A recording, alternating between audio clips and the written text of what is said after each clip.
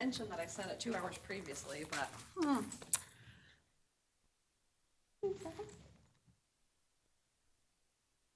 Close down.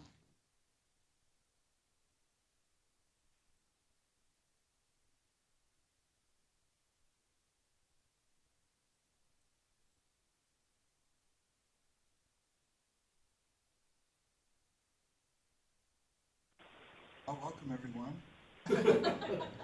Motion to adjourn? Okay, yeah. Second? I'll see. I'm on the phone. Uh-oh. Okay, I'll write my own letter of reprimand, ma'am. Sorry. No, nobody else is, none of the other board members are here yet, ma'am, so. Oh, for Pete's sake, it's 1 o'clock. You should make the motion. Don't have a quorum.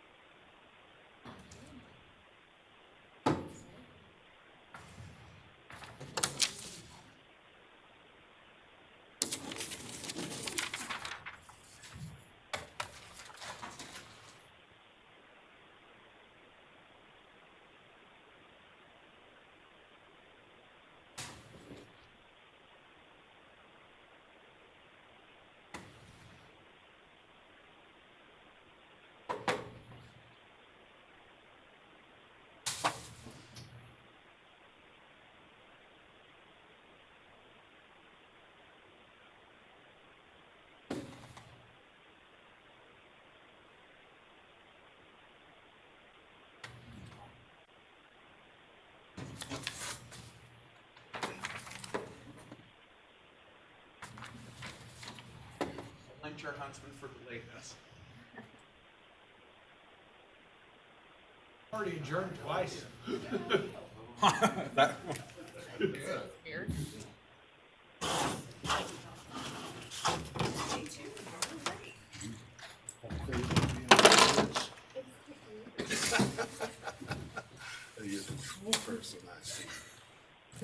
Give me 1 second, we'll get going. Well, it tells you where to sit up there. I'll tell you where to sit down here. It's all good. I already have one of those in my house.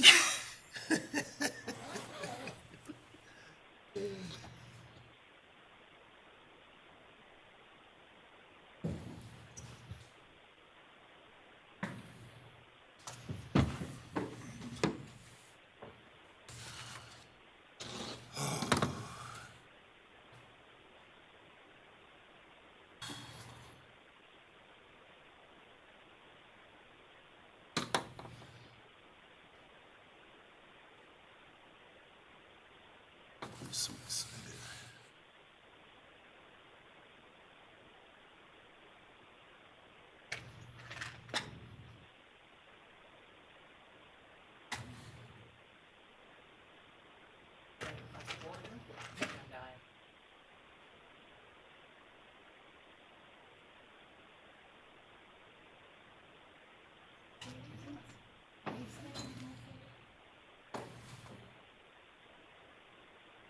Awesome.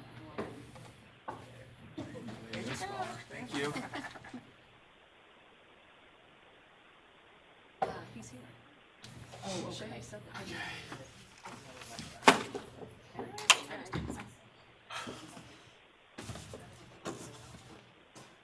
Well, I'll just watch it. Mr. Jones. Great American.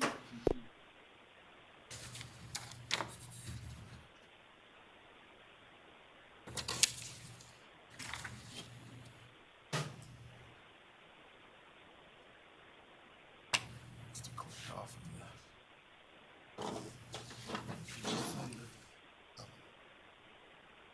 Let's get married.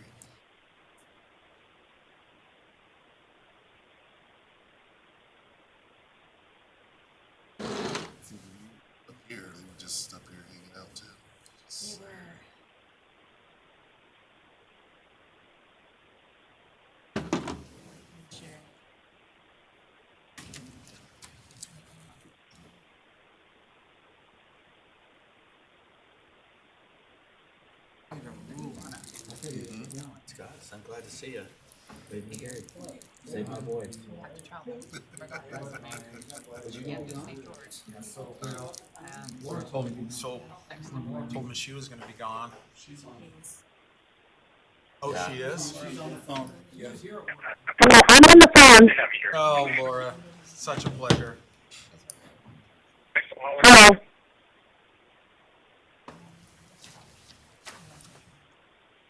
What ended up happening, Mark, is I had, Yeah, cause I won't get that around here for that much.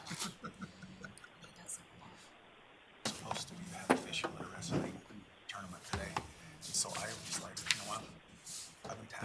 I've been tasked to sign a new things. This is what I'm gonna like to do. On.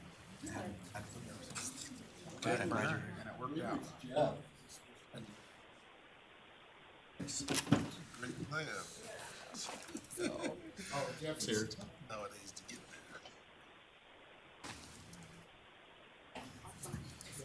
there. Ballard. She's not, she was gonna come in January. Yeah, I can.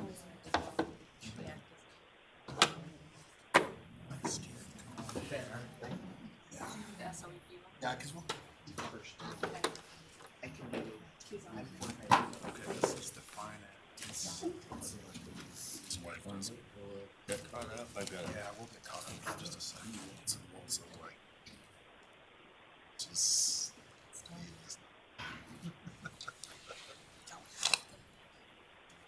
So, Scott, don't we have two things? Ballard is, and then Item the number 1 and number 7.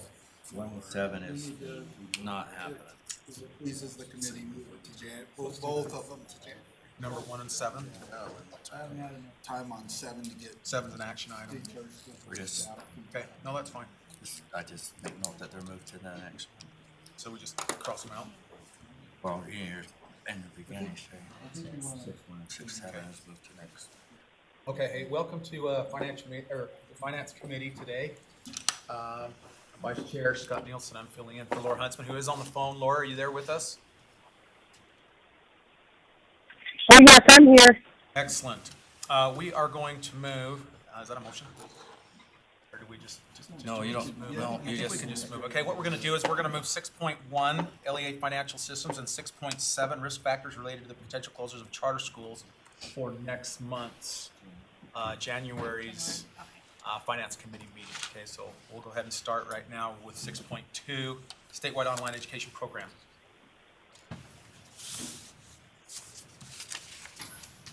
Just a second. So Ben, do you want me to put draft 2 up then? Yes, please. 6.1, 6.1, 6.2. moved to. Alright, awesome, thanks. Yeah, please go ahead. So, as you know, last month during the monthly budget report, I had informed the board of some concerns or issues we potentially could have, or are, and actually are having at this point, with adequate funding for the SOEP program as it relates strictly to private and homeschool students. Yes. So by virtue of that, we feel strongly, staff feels strongly that we needed to put this rule in front of the Finance Committee to move towards some of the solutions, if you will, to avoiding this kind of, or mitigating against this kind of issue in the future. So that's why that's really the genesis behind why this rule is in front of the Finance Committee here today. Also, for Finance Committee members' attention, we provided a handout that shows the SOEP funding status right now. Right, and then later on today, we're gonna notify the advisors, the providers of, some changes strictly related to the home and private school program due to the concerns with funding levels. Just to walk you through the SOEP funding status, all applications received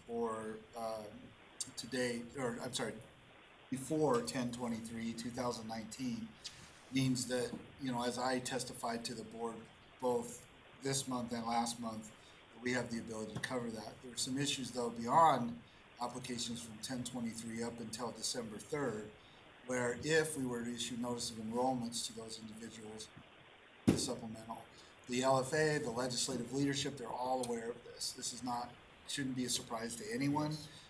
We'll continue to communicate with them. So the long-term solution lies in the rulemaking process or the amendments to the rule. Short-term, though, we're going to look to stop or suspend the home and private school portion of the SOEP program or SOEP effective December 5th, subject to or until further notice, so that we don't incur anything additional above what we're anticipating would be needed for supplemental needed. I also want to make sure that the Finance Committee members are aware that the supplemental amount that's at the bottom, that total 622, would include as if we need, the 154 up above, okay? So you might hear two different numbers. You might see the number that request received after 1023 up above that line is 469,280, right? But the overall supplemental needed also includes the 153, 580, which the 153, 580, we can cover that internally. I testified to that, too, because we also can have some offsets from the previous year, or where we close particular students out, that could get us $128,000 towards the 153. So if we do stop, or because we stopped on 1023, we can cover that.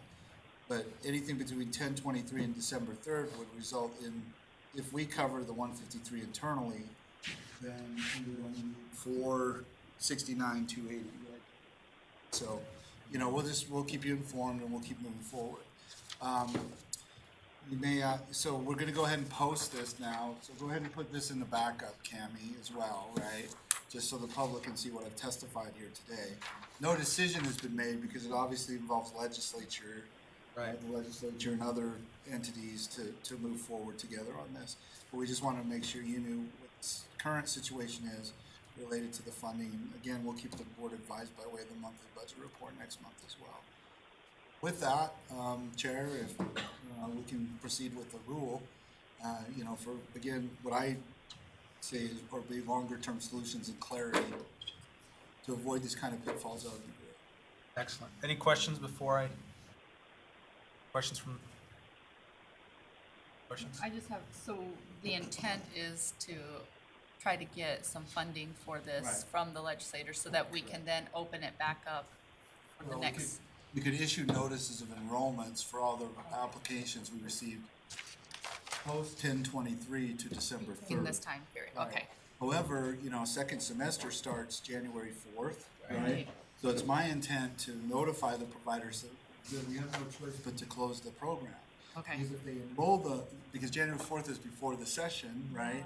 And so if we enroll or allow enrollment, we still risk, this situation that we had because our, systems don't communicate of students starting courses, and then we're incurring more need for a supplemental to cover on that. And the legislature is only aware at this point of the need for either, 620, 600,000 plus, or the 469, right? If we allow enrollment, and because we don't have the kind of specificity in the solid systems yet, which we will get with USIMS, we're risking, students starting courses and then incurring even more additional funding needed by the supplemental. And like I said earlier, I'm confident the legislature knows about the need for, They do. the 469, but if, I'm at the point where fiduciary responsibilities are really getting taxed, right, or Correct. tested, if you will. And I just, as your principal staff officer for the finances, for the fiduciary responsibilities, I think we have no choice but to close, just to private and homeschool students temporarily. Until we get the funding. Yeah, which it'll have second and third level effects on families and students for second semester, right? However, if we do it now, they should be able to adjust and figure out what, that's why I really feel strongly I needed to put the letter out to the providers today. So just for that reason, is that, that way they can engage back with their counselors and figure out alternatives, especially our seniors that are on Yes. or, you know, on a Right, 'cause they glide need those path. credits to They need the graduate. credits to graduate, things like that, so I feel strongly that by doing it like, at this point, it's just a timing issue, really. Is the session doesn't start till the end of January, and I just, you know, we can't do it that way. So that's my call, my responsibility. I take it on that, but, you know, staff have supported it, the superintendent is on board too, but, you know, we just have to stay within control of it, so. Chair Huntsman, please. So I appreciate everything that's happening. This is just to make sure there's transparency, all the right numbers are out there. Following what best practices, especially with the statute. But can you speak to the communications that we've had to the recipients on this SOEP funding? Have we already put a warning out? Have we already? So back on 10/23, we were very clear that we suspended the program. Okay. Unfortunately, it does look like, either by way of direct acknowledgement to a particular vendor, that students still continue to start in the program. And that's why we need to, you know, emphasize long-term better controls on that. The letter that I'm sending to the providers today will say unequivocally that it's always been the board's position, and we've always communicated that students are not authorized to start a course until Corey or USB staff issue what's called a notice of enrollment. Unfortunately, and that's why we need to stop this as soon as we can for second semester, so that we don't incur that risk again and have more individuals enrolling or families enrolling. So the short answer is yes, we've communicated that. However, it doesn't seem that with all of the individuals we communicated with back on 10/23, the message was absolutely clear. Is that fair to say, Corey? So now we're going to make sure that we are. There's just no way there can be any misunderstanding that a student cannot start a online course through the SOEP without a notice of enrollment.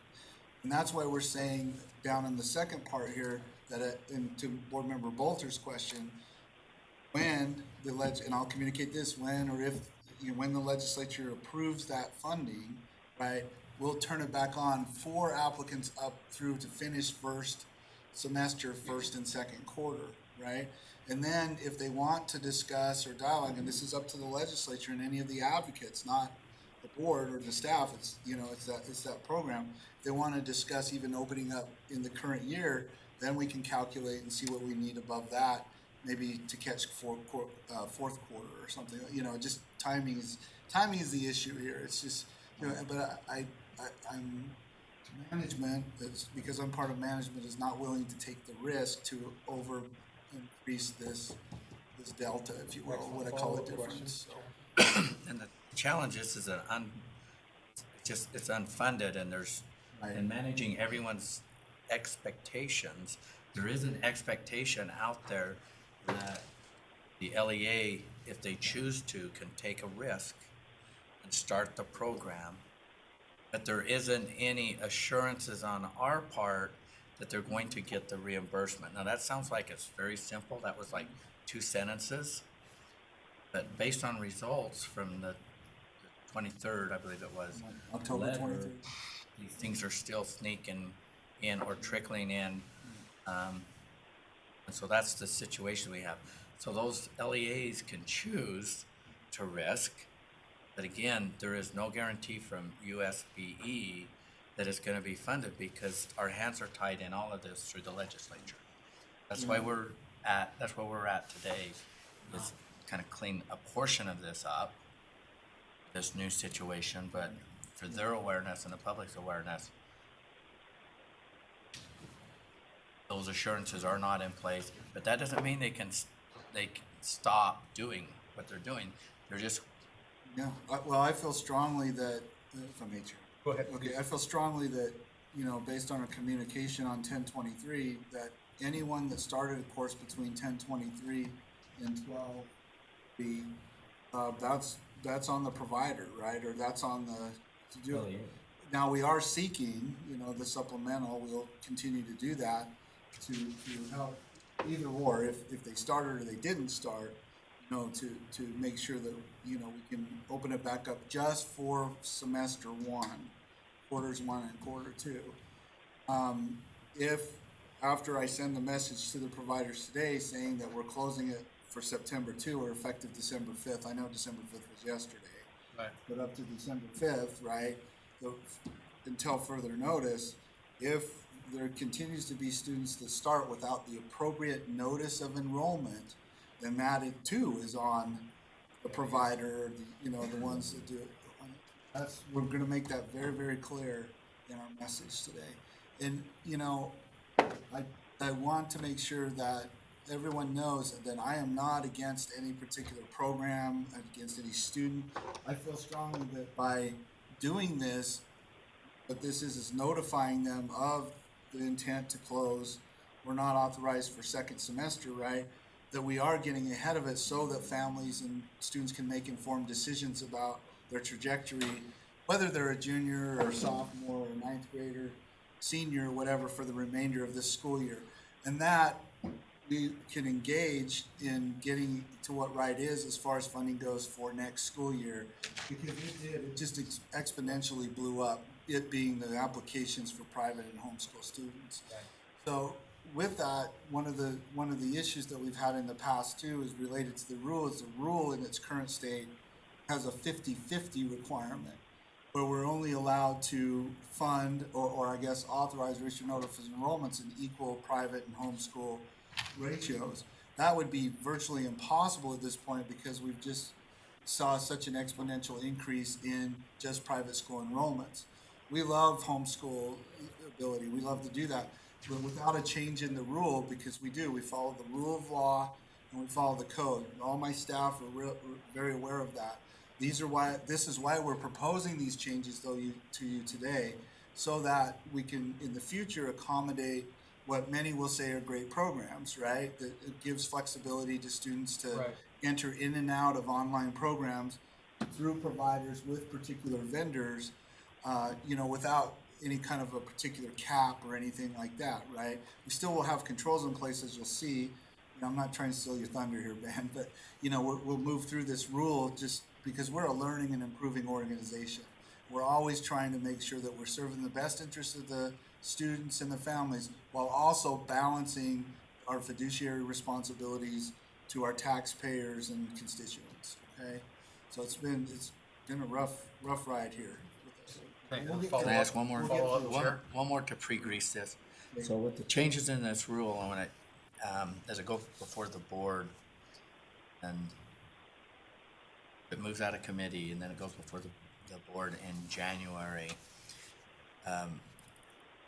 Is this rule in a position now that if the legislature does fund this, everything is in compliance, we can accommodate the rush that we've had, and maybe proposed rush if they even accommodate, or that is my question. I think it's important that take that mystery away. Short answer is yes, with the caveat subject to adequate funding levels, right?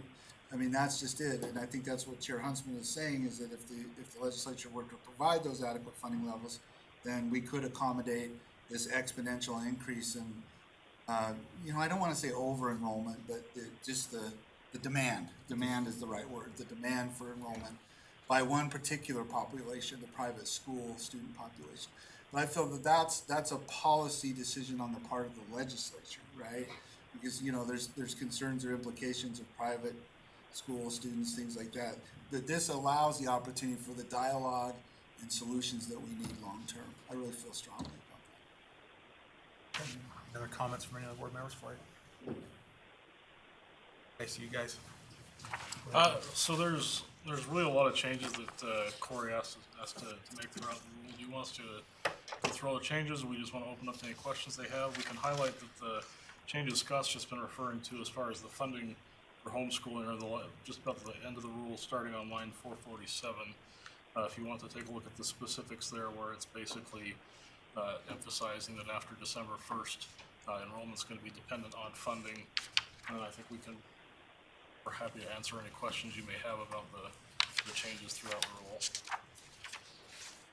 So I feel that this is a really important part, is establishing that December 1st guardrail, if you will, because I mean, look at where we're at right now, right? If we have that in there, then that's a control measure. It's not, there's control and then there's just absolute, putting down the program, right? By having a hard date in there, it really just does help establish this so there can be no misunderstandings that, hey, come December 1st, if we don't have adequate funding, we would take the same action that we're taking roughly here now, right? It's just that that rule hasn't did, so it becomes I'm operating as on my own judgment and my own decision making as far as, well, I got to get this letter out. This rule would support anyone in this position or Corey's position from saying, look, come December 1st, right? That's an ability just for us to pause and just make sure that going into second semester, right, if we don't have adequate funding available, we can message something like this one's a little bit harder of a message, right? Yeah. But this is really what we felt by having this language in there, make people go, okay, we need to stop, assess, and look at what we're going into for second semester, right? And then we can still communicate and see if we need a supplemental or whatever we'd have to do, but it's not as big of a rush, and it gives us enough time to alert families and students again so that they have adequate time to make decisions on where they want to go should the funding not allow for continuation into the second semester. Key point here on this. So to be clear, there's a lot of information here. It's to be clear, the seniors are able to enroll. Go ahead. We have, 'Cause that's my biggest concern is those who are looking to graduate. and- okay, we did a couple of analyses, and this is Corey Kant, the program administrator for the Statewide Online Education Program Administrator for USBE. Did a few analyses. We noticed that to let all of the seniors go through, that would be about $83,000. We set that aside after we started to look at the date at which particular batches of enrollments were submitted from the providers. Because we noticed that we notified them on October 23rd that enrollment would be closed, but October 24th, 25th, we received some big uploads. So what we've done right now is separate out those uploads or those batches that came after After the 23rd? 23rd and segmented those out, so we haven't looked back at that senior issue. Okay. But at least one of those uploads, one of the uploads has 2 classes that involve no seniors. So I haven't looked at the other set of uploads, but that may include, it probably does include seniors in that. Yep, you've said it. So here, I'm glad you asked that question, because here is where this becomes the confusing part of it. Just about everyone, right? True, they can enroll, but they can't start the course without a notice of enrollment. Right. And we won't issue a notice of enrollment without funding to support it. So the risk is that if the message out there is say seniors, go ahead, or anyone, seniors especially though, go ahead and register, for enrollment for second semester.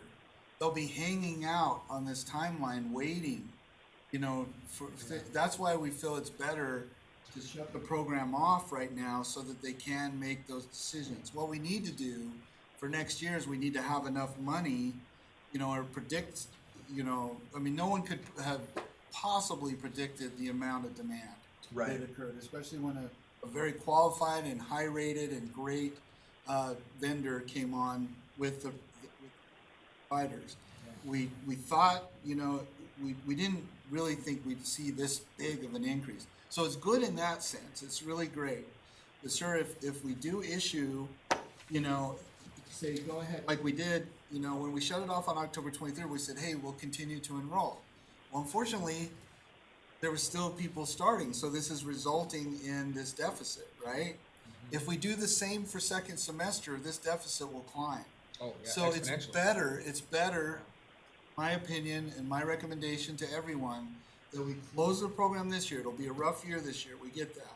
So that there's no uncertainty and seniors can look at other avenues or other, possibilities for the remainder of the year early enough ahead of second semester to, to stay on a trajectory for graduation.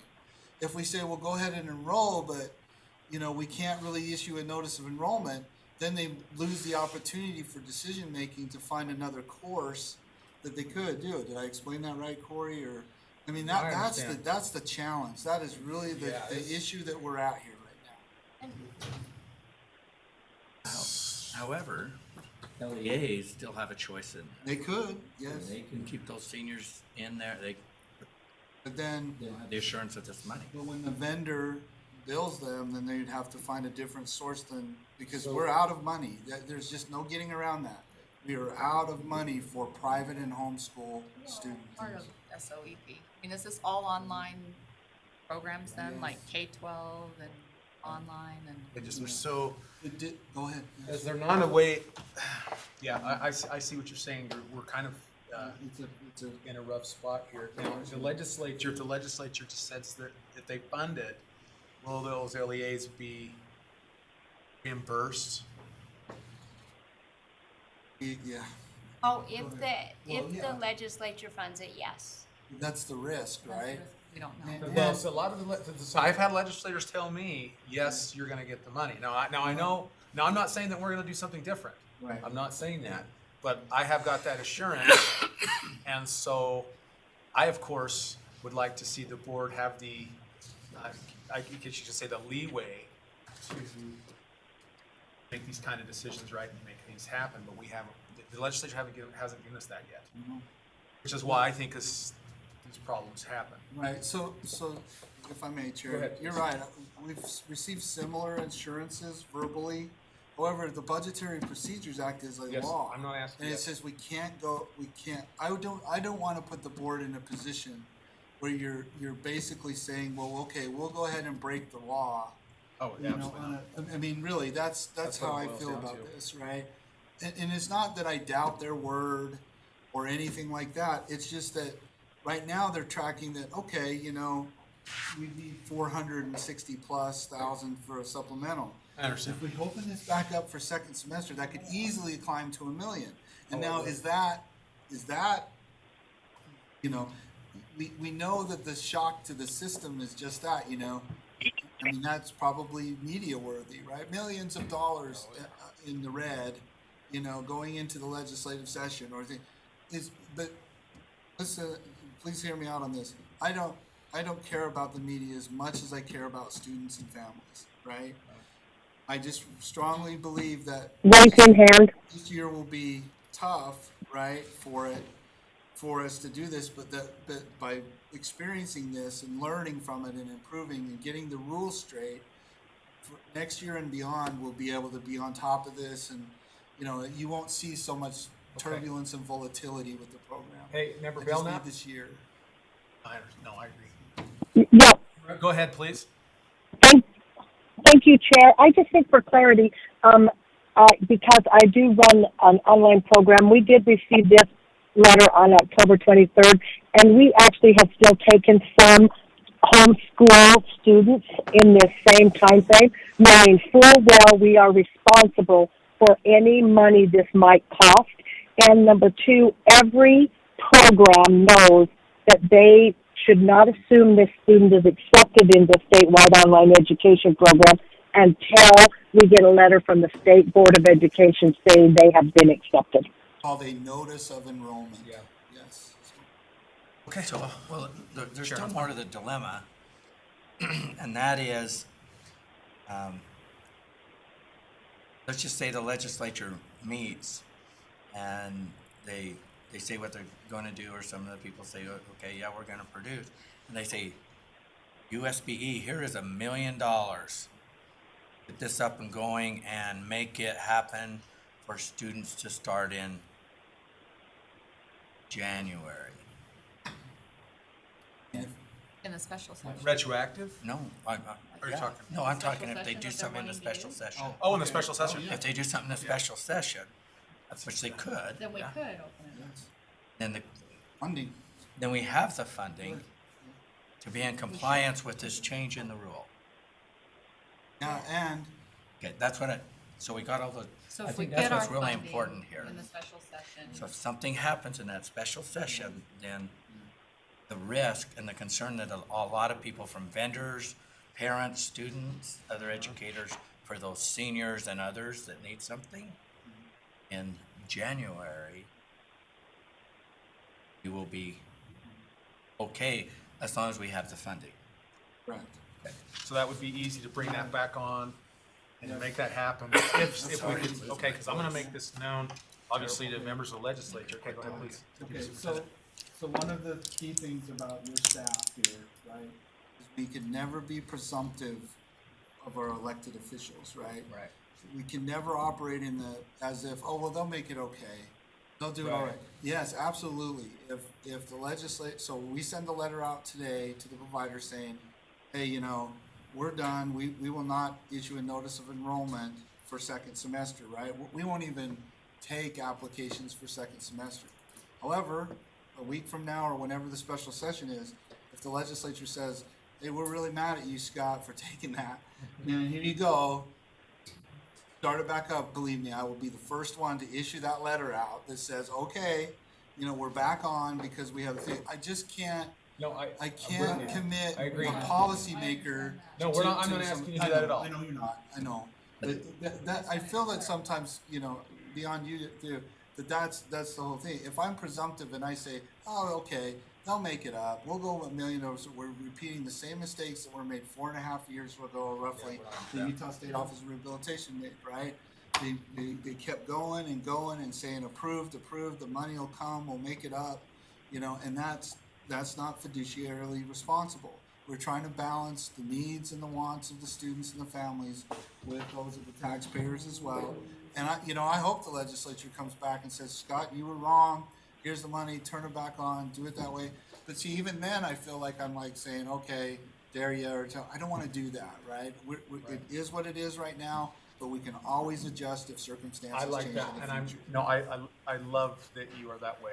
Okay, by the book, that's the way to operate. Go ahead, Chair Huntsman, you had a So comment? nobody is saying otherwise, we're staying in compliance. My point I want to make is that the proposed changes in this rule puts us in a better place for next year, whether they put funding in or not.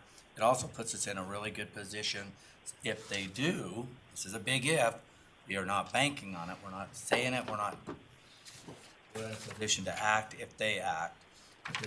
These proposed changes in this rule puts us in a position that we can act promptly and in compliance for the first the third and fourth quarter students. That's always wanting to go. Nobody is saying that's going to happen or should happen. The only thing that can trigger that is if there's some new funding comes into this program. The well is dry. Okay, so I'm gonna need a motion here. Well, these guys haven't Okay. presented. Oh, yeah, go ahead. we're here to answer your questions. If you're ready for a motion, you can take a motion. I feel like I have a pretty good understanding of it. No, Do you want me to go through some? Just go ahead. Go ahead, Ben. You said about hitting the high points. I would orient them to where those are in the. yeah, where are the blue changes all? So there, I will highlight the difference between draft 2 and draft 1. There were just a couple changes there, and if you look on lines 387 through 394, there was some language that was missed in the original draft. This goes to clarifying the relationship between the provider and any third-party provider they're using. It goes specifically to what Scott was talking about requiring the notice of enrollment, the language there. So that language was added in draft 2. Also, there's a provision on line 299 that talks about how long records should be maintained. We got feedback from the superintendents that the old provision we had in there that required saving those records for 3 years wasn't long enough, and they recommended we extend that to 5, and so that's why the change on 399 there. There was no retention requirement. So In the we're original, adding in that. draft 1, there was a 3-year retention requirement. Draft 2, we've asked you to put 5 years. Are there any other changes you want to highlight, Corey, that they should be aware of from that No, simply The requirements? the amendments to that, rule that requires that division between home and private school students. And I think Scott outlined most of that in his agenda item, his summary. But previously, our appropriations had been 50-50, and I was to hold any appropriations that were to be held for homeschool students until March 1st. That didn't work because that second wave of enrollment becomes December to January.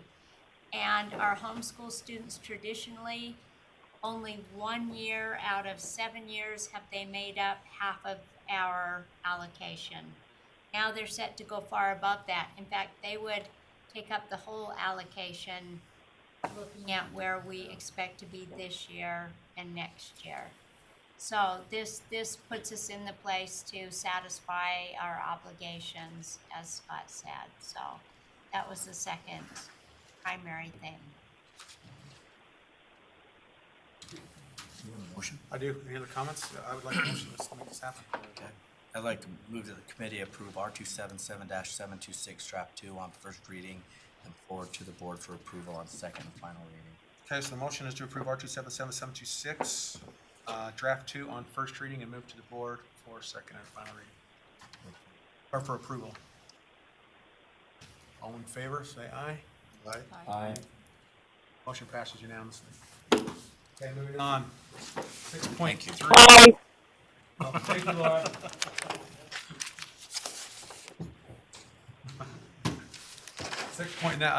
Next item of business is 6.3.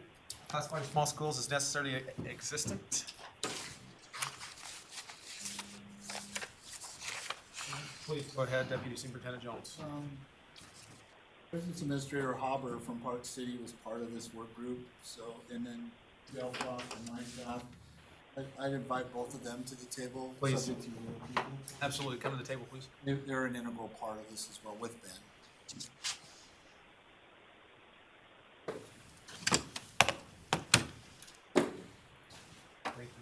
Go ahead and introduce yourselves again. I'm Todd Hubbard, Dale Frost, Fiscal Policy Analyst for the board. Excellent. Ben Rasmussen, Director of Law and Professional Practices. So R277-445, as Scott said, there was a NEST work group that has been meeting. We've reviewed R277-445, made some recommendations to improve the rule, follow up on some recommendations that were made last year for the improvements to the NEST program, and that's what we have for you today.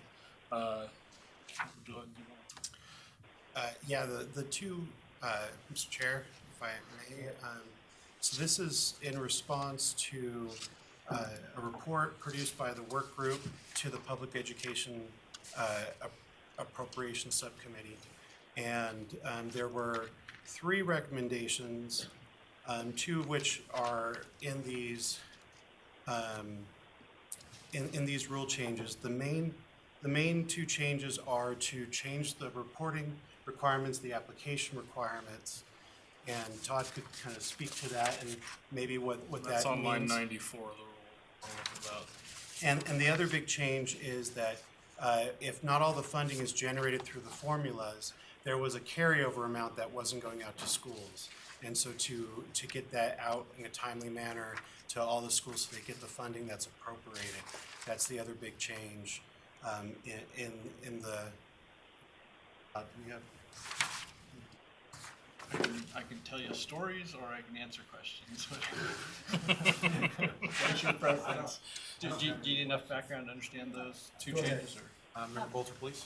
It says on line 95 that a district can apply for funding. What makes a school eligible or terms it as a necessarily existent small school? Criteria established in statute as to when a school receives NEST funding. Where is that statute at? Sorry, So it's in your rule. It should be in your rule.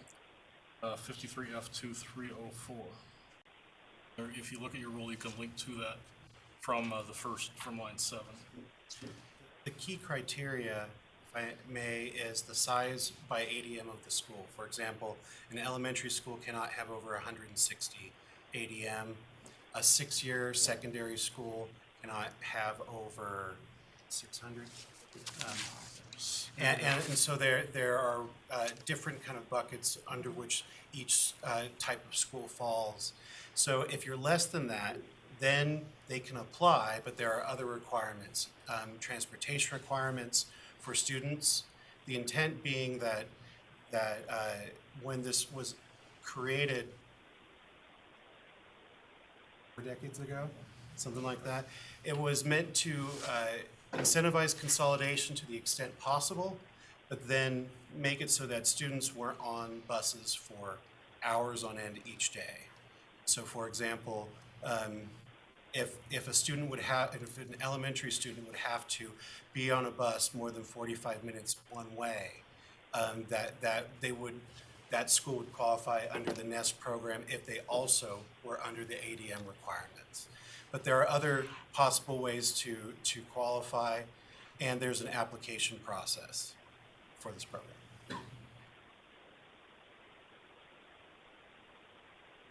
So the reason for the change to the application procedures that the work group brought up was that these NEST schools, very rarely do they go in and out of the program. If you are a rural school, your population's not changing dramatically, you're going to be a NEST school very, very likely. And so starting in lines 94 through 102, the recommended change from the work group is that rather than having to apply each and every year and go through this process where there's a lot of work for both USBE and districts, that superintendents can simply certify that nothing has changed for their schools. And then there would be an audit process of 20% of those to verify those things. But Okay. and then, yes, that's the change on the application side. Excellent. Chair Huntsman, please. I appreciate the work that this work group has done. I've been in several of their meetings in the past, and it's such a sacred funding source. Like the legislature's wondering, okay, when you're going to get things updated and bring some betterments forward to use that money, and so there's commend the group and the work group for making these recommendations to come before us. And then the other piece that was interesting was the contingency when you've worked, and it's not voodoo accounting, but it feels like for some of us that aren't CPAs, like voodoo accounting when you say, I have this pot, and I went, okay, how are we gonna spend it? And this formula is supposed to do it. And you run the formula and you have some left over, some contingency, and it's like, oh, that can't be that can't be true. This formula must be perfected. And then it's, what do you do with that? Those extra funds, and it's being addressed. Yeah, so an earlier assignment of the task force as we were going through was to look at some immediate solutions. So there were some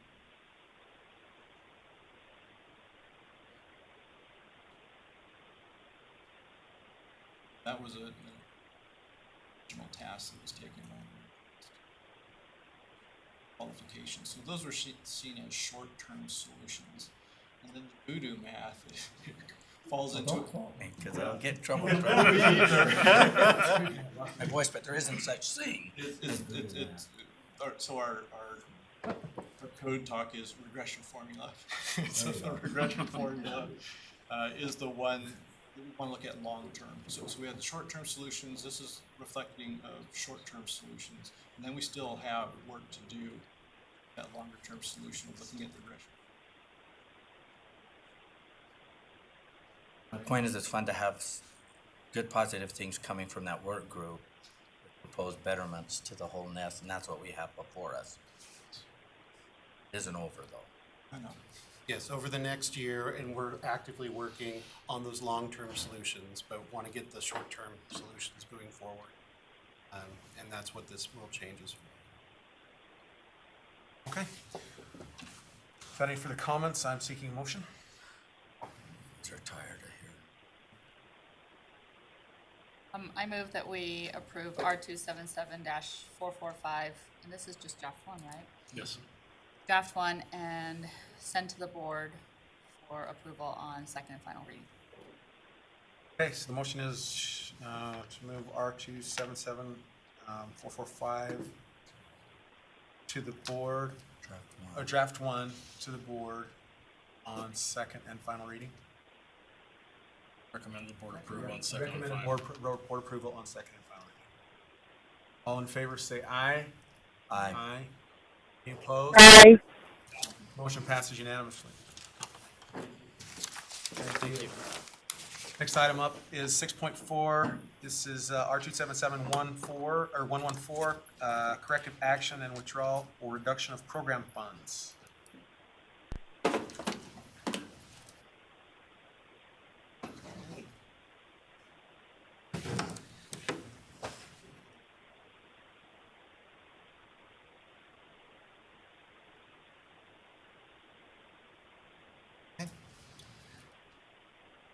Hello, everyone. Jeff Van Holten, Policy Advisor for the Board. I'll be with you for the next 3 agenda items. I'll try and be as exciting and as entertaining as I possibly can. The first rule before you is R277-114. This rule is up for its 5-year continuation, so that is the reason why it's being brought before you. But in lieu of the 5-year continuation, there are several edits that staff identified were needed for this rule. I'll just kind of go through and highlight quickly those changes and why they were made, and then answer any questions I can regarding these changes.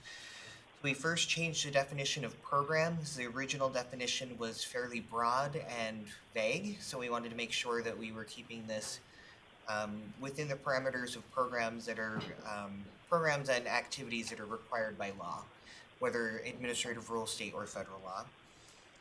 We included a definition for recipient to include a subrecipient, and then we define subrecipient. A big impetus for this change is this is already required when any of the corrective action is related to federal funding. So we wanted to make sure that we incorporated that into this rule as well, so that we were following that, especially in the case that the funding or the issue for the corrective action plan is federally based. You'll notice throughout that we said plan or process. So for example, here on line 30, we wanted to make sure that we were including process because this rule does require that every program as defined has a monitoring plan. We also wanted to make sure that the process was brought in because not necessarily every program currently has a memorialized document that is what we think of as a monitoring plan, but we do have processes in place for all of these programs and activities. So we just want to make sure that was highlighted. Kind of jump down to some more substantial changes, although happy to answer questions on any of these. We did want to add on line 52 that when there is a corrective action plan that we include specific conditions in addition to the steps required to satisfy the corrective action plan. And then on line 55 down through 62, we kind of clarify what we mean by specific condition. A lot of this language, again, is coming from the federal regulations that surround requirements for federal funding and corrective action plans when there are federally funded issues. We wanted to incorporate that as well.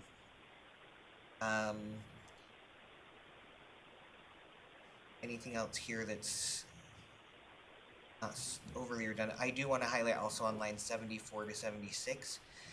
If the issue is with the charter school, we are now requiring that the corrective action plan process involve consulting the authorizer of the charter that is being put on the corrective action plan so that the authorizer is part of the process.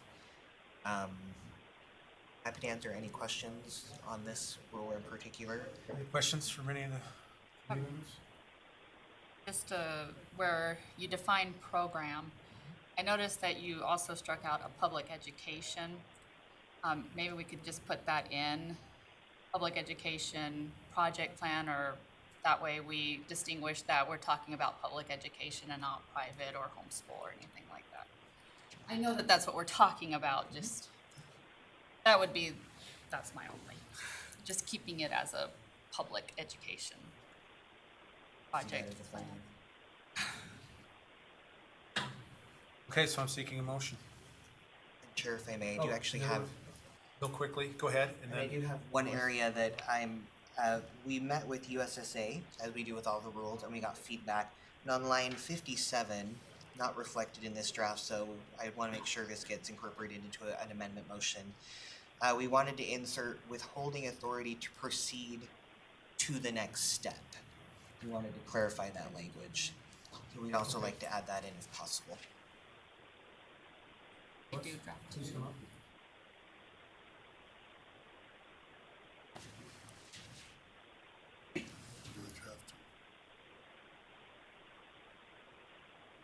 Royce Van Tassel, Utah Association of Public Charter Schools. I appreciate the opportunity to speak briefly with you. I raised this question on Wednesday with some of your staff, and it goes to sort of the larger framework that you're establishing and what that should or shouldn't signal. As Jeff indicated, in many ways, the amendments to this rule are designed to say, let's incorporate the language of federal corrective action plan processes into our state rule, into 114. And in and of themselves, I don't see any concern there. The larger question goes to, is this an indication that we as a state or you as the state board want to adopt on a broader, more wholesale basis those federal standards? Certainly with federal dollars, those inevitably apply.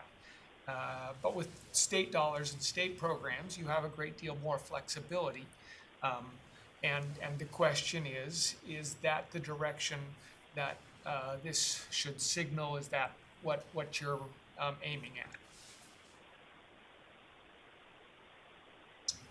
Thank you for bringing it up. Comments, please, Sharon. Yeah, I've got one, and that sometimes in that flexibility, I see this out there is a lot of times the recipients, I should say, take a look at something and it's, I call it the mom and dad thing. Mom says this, dad says this.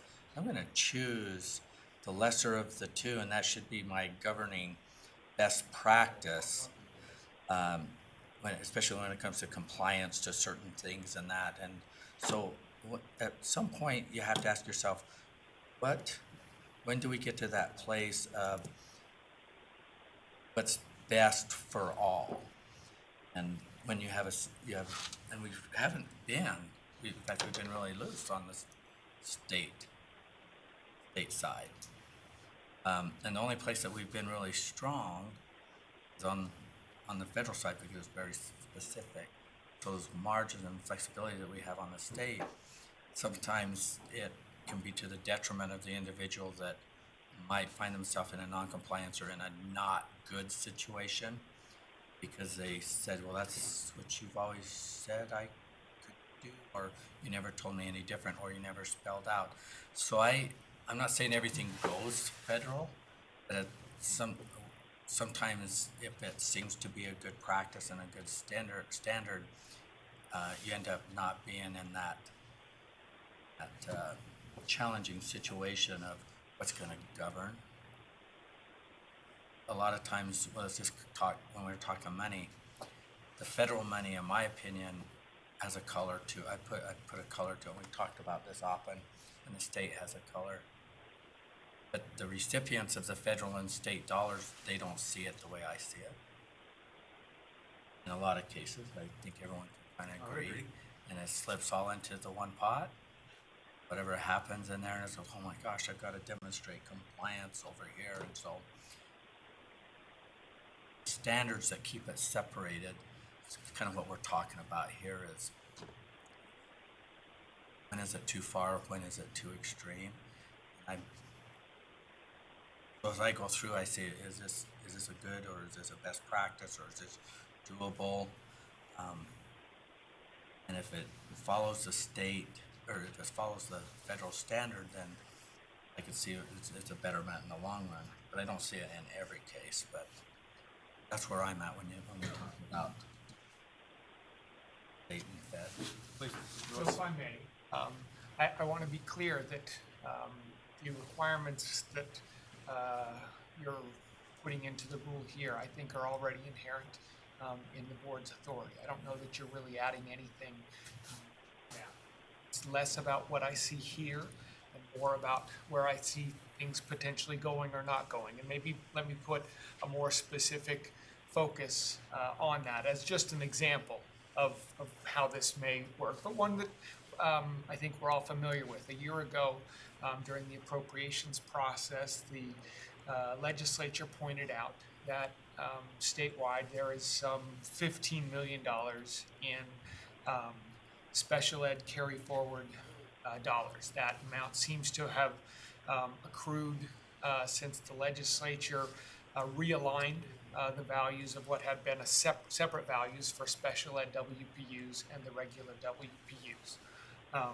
And at the same time that we have this $15 million in carry forward dollars, we have LEAs across the state saying we have a problem.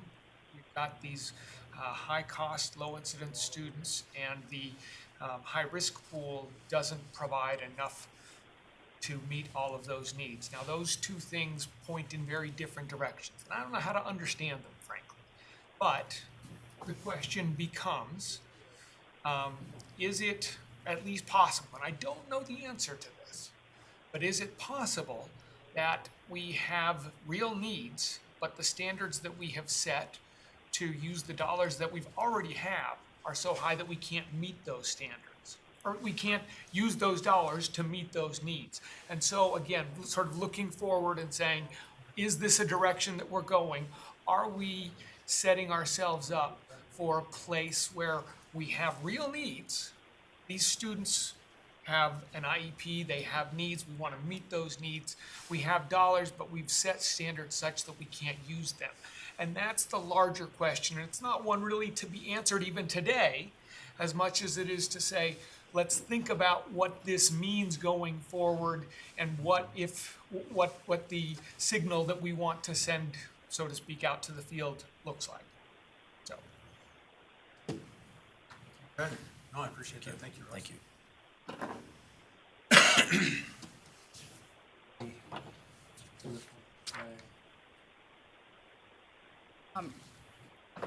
Thank you, Royce, for that. It actually, yeah, I don't want to solidify any more federal control in our education. I'd rather keep it all state. And reading a bit more into this rule, hesitant with these changes. So I'll be voting no, but not sure about this. Go ahead. Just to respond to that, Race is correct. You could already do these things without them being in the rule. The one thing to consider, though, is if you would like the legal backing to do these things, it's much better to have it in a rule than not. If someone were to question, well, the board can't go that far, and you don't have it in a rule and it's not in statute, it becomes a little bit more of a gray area in terms of reasonable minds can differ on whether or not it's something the board could. I think to Race's point, and Race, please correct me if I'm wrong with restating this, not necessarily that these changes in particular are raising the concern, but it's signaling, is this starting us down the bigger road? And so if you do make these changes, to be cognizant of that potential expansion, to make sure that you're very intentional about, if we want it to be this, we want to keep it in these parameters rather than this being a signal of something larger. And hopefully Absolutely. And I will also point on line 55 with the specific conditions, this is a may include. So we did take the examples from the federal regulation. You're not required to include any of these, and you are not required to stay within these. You can do extra things outside of these. So we did try and keep it as a nod, but not necessarily super handcuffing you into just what the federal regulations say. Whether or not that speaks to comfort or whatnot, but just to kind of respond to that. Okay, no, thank you for that. Thank you. Oh, I just have one more comment. One of the things that you said was that we'll put into rules so that we can basically allow ourselves flexibility to do these things. Is anything in this rule outside of state law that we would be doing? Okay, Like nothing that we're adding in here would be contrary to state law. Okay, Chair, do you want a motion? yeah, I'm seeking a motion. Motion that the committee approve R277-114 draft 1 on first reading and forward to the board for approval on second as amended. and final reading. Okay. So the motion before us is that the committee approve R277-114 draft 1 on first reading and forward to the board for approval on second and final reading as amended. All in favor, say aye. Aye. Aye. Aye. Yes, I. Motion passes unanimously. So let's have May in it. No. I'll just be watching you. All right. Thank you for that. Member Bolter. Comic relief there. Okay. 6.5, R277-601, standards for Utah school buses and operations. Mr. Chair, on this one, this actually, oh, please. Recognize. Ron, we have our pupil staff here, just in case there's questions about Bring him up, beyond the please. rule. My bad for not doing that beforehand.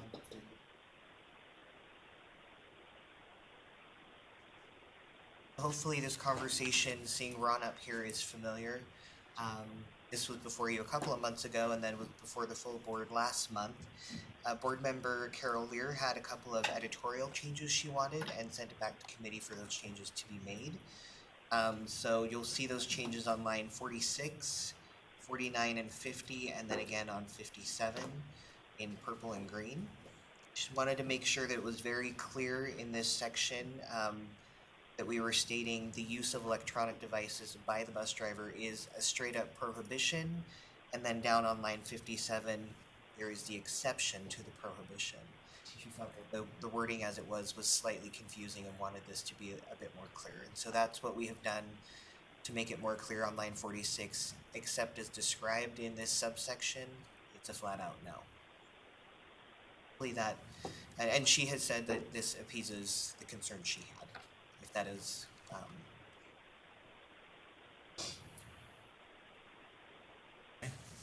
Questions? I welcome her comments. I didn't. I have a question. I Member think Newell. it changed the heart of it. But Well, outstanding. Then I'm seeking a motion. I'll try to do this again. See if I'd like to make a motion to recommend submit R277-601 to the board for draft 3 to the board. Second reading? Okay, so is it draft 3? Yes, draft 3. Draft 3, 'cause I'm just. Okay, so the motion before us is the committee moves that the board approve R277-601 draft 3 on second and final reading. All in favor, say aye. Aye. Aye. Aye. Motion passes unanimously. Thank you. Next one, 6.6 is R277-419 pupil accounting. yes. This one, at request of board member Belknap, we've made some amendments here to R277-419. The amendments, they're just 2 lines down on line 221 and 222 of the rule itself. And you'll see this section of the rule, starting on line 216, is essentially the calculation of how you determine the hours of a school day, what counts and does not count in those hours when trying to achieve your 189.90 requirement. These changes would allow recess periods and alternative breakfast models where breakfast is consumed in the classroom to count in the instructional time. Previously, there was no mention of whether breakfast in the classroom could be counted, and there was a requirement that if recess was to be counted, it would have to be in an organized, structured instruction happening during the recess for it to count. This has removed that and just allows recess generally to count as instructional time. Hopefully they'll have more recess now. That's hope. So, excellent. Any questions from any of the board members? Okay, so I'm seeking a motion. Sorry, I'm trying to get. Hey, Laura, do you want to make any motions today? Yes, I make that motion to it. Well, I don't have it in front of me. R 277, what is it, 418? The chair? 419. I'm seeking a motion that the committee approve R277-419 draft 1 on first reading and forward to the board for approval on second and final reading. I'll do that. So moved. There's your motion, Giver. Okay, so the motion before us by Chair Mallamp is that the committee approve R277-419 draft 1 on first reading and forward to the board for approval on second and final reading. All in favor say aye. Aye. Any opposed? Motion passes unanimously. Excellent. Okay, the next item before us, 6.7. Action item, risk factors related to the potential closures of charter schools. Oh, yeah, that's right. Never, my bad, I didn't mark that. That was 6.1 and Linda 6.7. Hansen wanted to get in on. 6.8. She's here. Linda's here. I texted her. So this one here, 6.8. The next one before us is 6.8. This is a discussion teacher materials and supplies work group update. Okay, board member Hanson, please come up. Is this the one you want to be a part of? Yours too, Lance. Yeah, I'll give you. Lieutenant? And it looks like you're in good company. I do. I have my son with me. He is enjoying the meetings, but he likes football games better, actually. In your, Chair, if I may. Yeah, please. In your backups, there is the teacher supplies and materials work group talking points for the discussion item today. I'll just go through those, starting with some of the background here. This has been an iterative process. The board had directed staff to assemble a teacher supplies and materials work group to address concerns or questions regarding the program and the distribution methodologies at the LEA level of the teacher supplies and materials funding. The overall purpose of the work group is to evaluate how to provide all educators with their respective amounts for use to purchase supplies and materials as early as possible, preferably before the first day of school. Board member Hanson had brought this up based on some feedback, so I think it's a value add if she's allowed to tell you some of her own background and her experiences with some of the educators that prompted this. Is that okay, Board member Hanson? So Yes, Chair, that's if you great. would go ahead. That's great, go ahead. Had some teachers approach me online and say, you know, it was towards the beginning of the school year and said, we miss all the sales, right? Because we can't get we don't have our funding, our supply money early enough. Can't you do something about all of this? And then it just piled on. There were just lots and lots of teachers that came forward and asked. And so we discussed this in finance committee, didn't we, Chair? Yeah, like with the last group, yeah. And so it's been about 2 years, I think, we've talked about this. And so we put this work group together, and we've been working on seeing if there's a way that we can get them their supply money earlier, because they don't have they don't feel like they have the funds to put, you know, to use the money up front and then get reimbursed for it. And so it depends, and that's what we found. I mean, as we dug into this, everybody was doing it differently. Some were giving out cards, and some were giving it, you know, as they bought things, and some were doing it like in one lump sum, and you know, and some were doing it like twice a year, and it was just all over the place, wasn't it, Scott? And so then we put this work group together that Scott has chaired, and we've come up with some solutions, I think. Chair? Yeah, please. Which, then the work group met 5 times between June 18th, 2019 and December 3rd of 2019.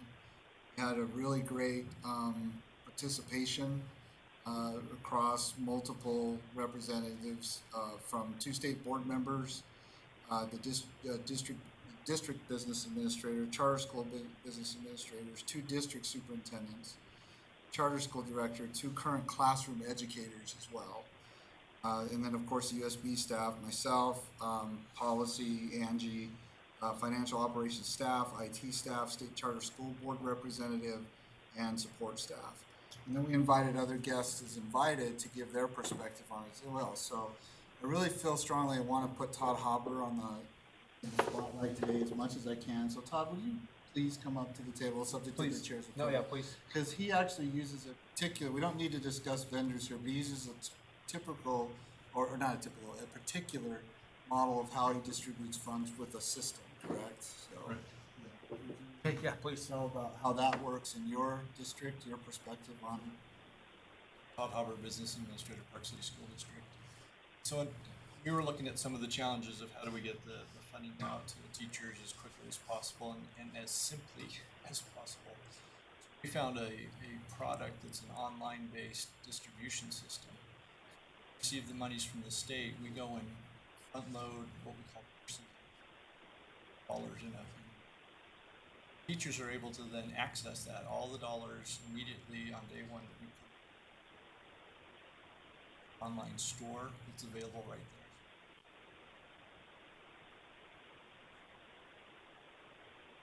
there. And it also has a feature for reimbursement. Find a great deal while you're out shopping, that while you're right there on the spot, and then take a picture of your receipt, upload it into the system as fast as you can get to a computer. So that was our effort to get those dollars available to the teachers as possible and as simply as possible.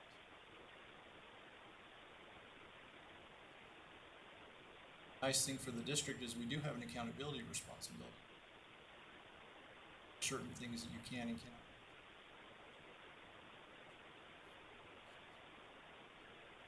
Are made online by an administrator who says, yep, you're good to go. Tries it electronically and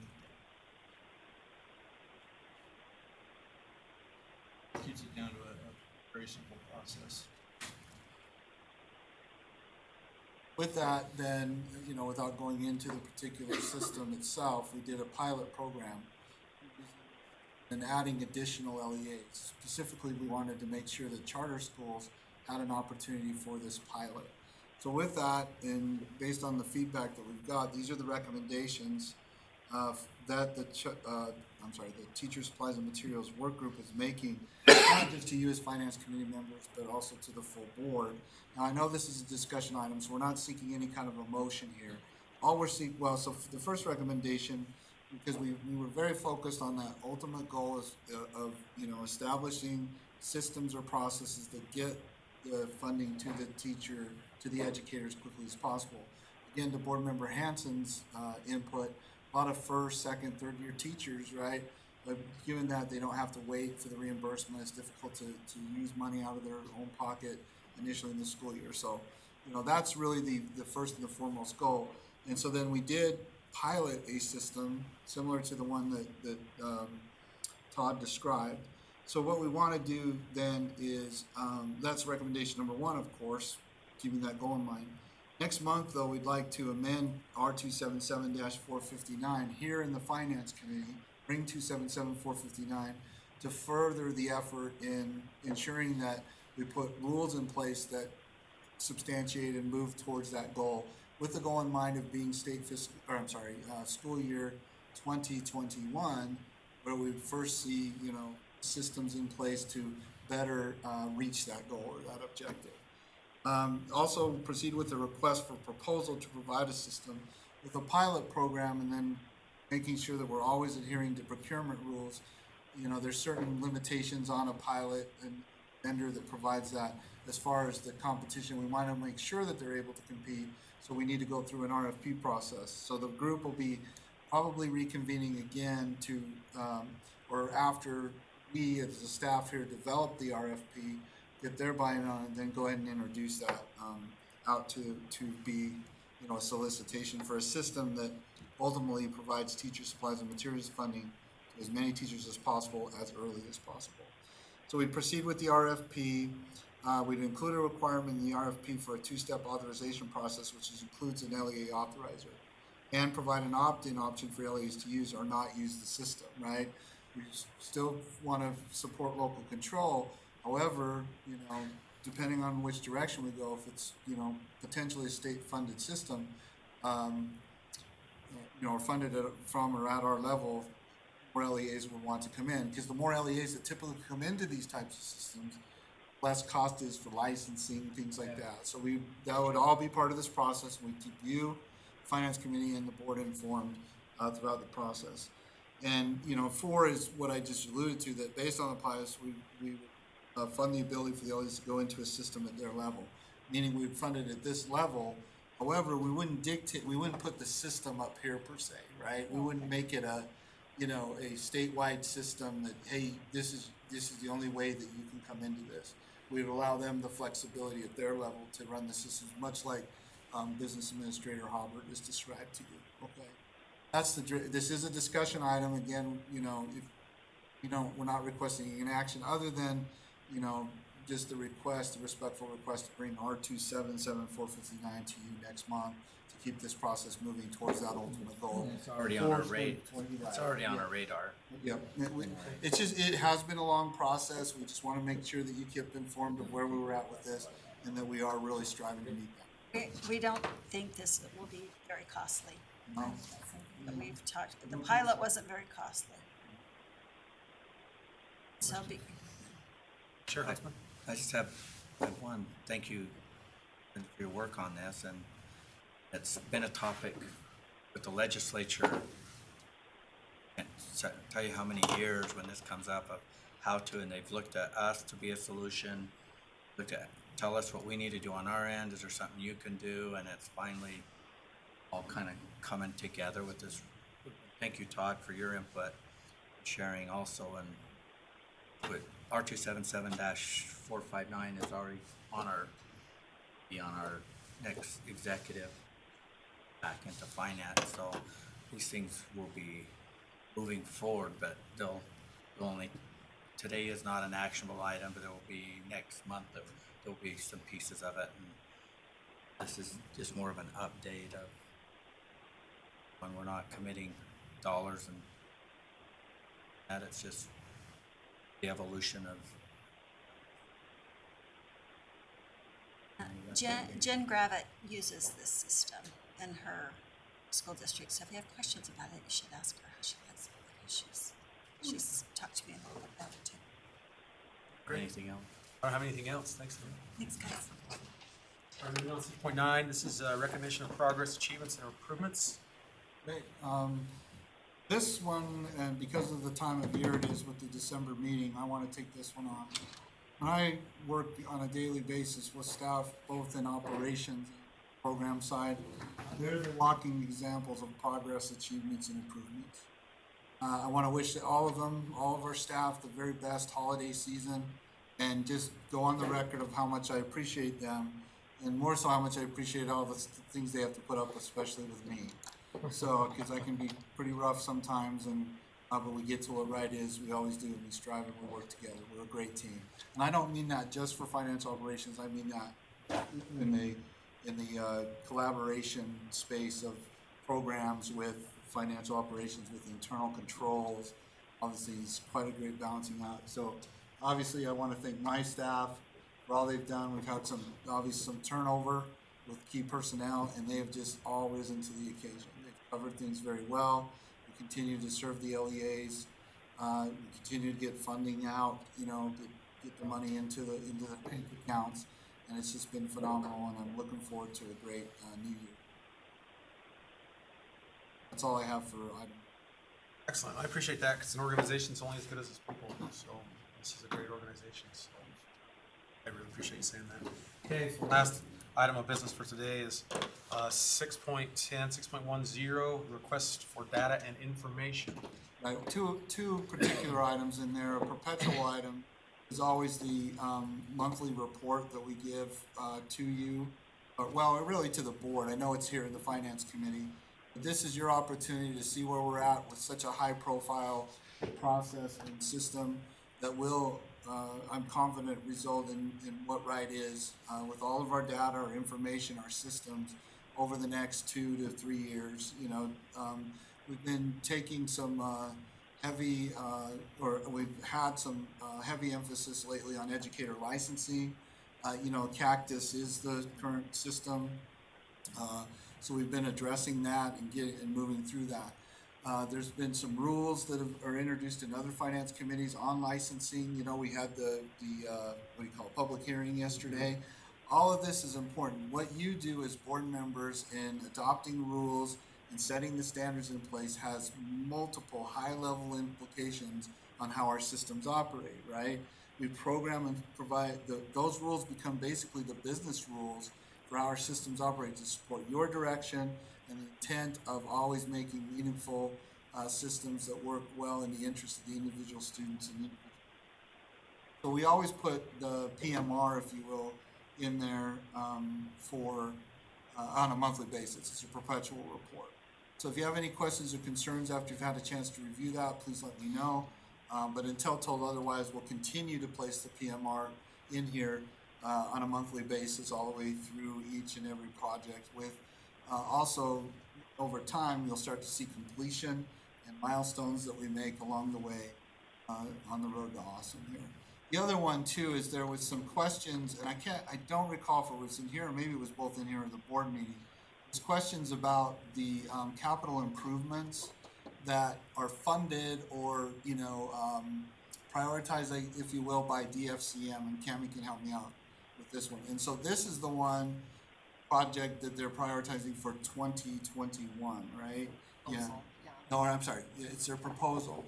So with the proposal then, Cammie and or I would go to their meeting and say whether or not we want to adopt this. So I just like I don't really think this needs to be an action item again per se, but we want to make sure that you have the information or the data that this is what DFCM is proposing be the project funded with the available funds in the DFCM budget for the Board of Education in state fiscal year 2021. So as you're formulating your budget for 2021, so are the other government agencies, and this is a piece of their budget, which is this project. So we've provided it as backup or information to you. So I just want to make it big enough. Is that the parking lot? Yeah, Okay. yeah, to redesign and grade the parking lot. The current parking stalls do not meet grade requirements. And so there's a need to resurface and do it. Were there ADA implications on this one? Yeah, it's ADA, So I mean, whenever there's ADA implication, it really becomes one of their highest priorities, and ours as well. So this is money that will come from them, it's not coming out of our budget, but there was some questions in the past about, you know, how this process works. So the next thing is that Cammie will say, unless the board says otherwise, we're going to say, yeah, we support that as a project. Anything in addition to this, though, has to come out of our funding, and then we would take the process we do and request that you fund any things. But I really think we're nearing completion on pretty much getting this building in the shape it needs to be in for the next restrooms, carpet, all these types of things. We're closing up, right, Cammie? Is there anything else, Chair? If I may ask Cammie if she wants to let us anything else know. Well, if a lot of you were here when we did, I mean, we've done like a window retrofit. Our lighting has all been retrofit. New units on the top that control all of our HVACs. All of our HVACs, all of our controls and big ticket items have been updated and updated.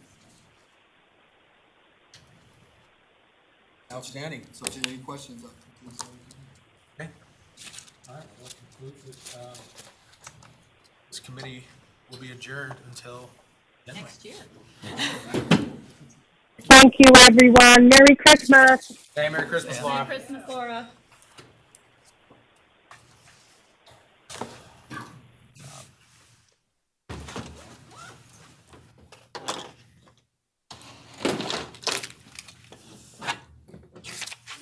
Margaret sticking around more for Christmas, or you guys heading Do somewhere whatever my else? wife, yeah. Well, that's I'll why be- I yeah. hear you. We do whatever you want. Kids, trying to get them to do their things at home, and I think they're all gonna do things at home, but I know they'll show up on my birthday. Oh, yeah. I'll have them. Well, it'll be great. So, Wait, what? you gonna mount your goal? Yeah, it's, Cape's getting in, trying to get it done by expo time. Who's mounting it for you? Kid named Hathaway out of Oak City that I've known. Head pedestal, kind of building my base